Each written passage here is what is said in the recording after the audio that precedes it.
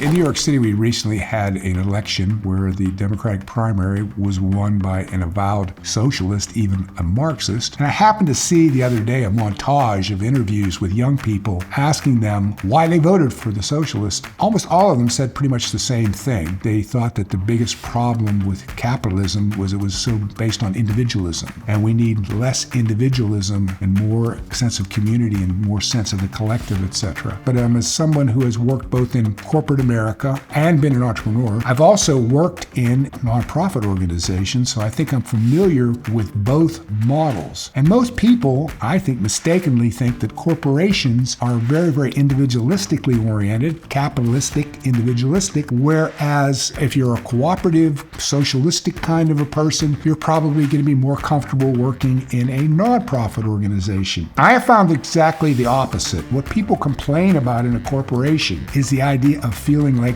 individually they don't count, that they're just a number, they're just a faceless part of a machine called the corporation, that nobody really cares about the individuals because the only thing that matters is the health of the animal. So if you're contributing to the health of the corporation, you get to keep your job. But if for 1 minute you stop pedaling the bicycle as fast as you can, then you're expendable and you're out on the street. This is a collective. This is the kind of thing that people mostly complain about working in corporations. Meanwhile, back in the hacienda, because they're trying to be cooperative and they're trying to be team-oriented and they're trying to be a community, that every voice must be heard. Consensus becomes the most important thing. Everybody's got to agree. One single person has the power to veto the whole damn thing. There's always going to be these prima donnas who individualistically screw up the works. And a lot of the time and energy executives expend in nonprofit corporations is keeping people happy, trying to build this consensus, trying to keep these troublemakers, loudmouths, opinionated individuals in line so that you can get something done. There was a big article, by the way, in the Wall Street Journal, the crisis going on in Planned Parenthood. And it was exactly this. The last 3 or 4 Planned Parenthood CEOs have been shouted down by employees who disagree and have their own opinions. And what happens when these nonprofit organizations become dysfunctional is that they forget about their mission, which is the mission is not to keep all the employees happy. The mission is supposedly,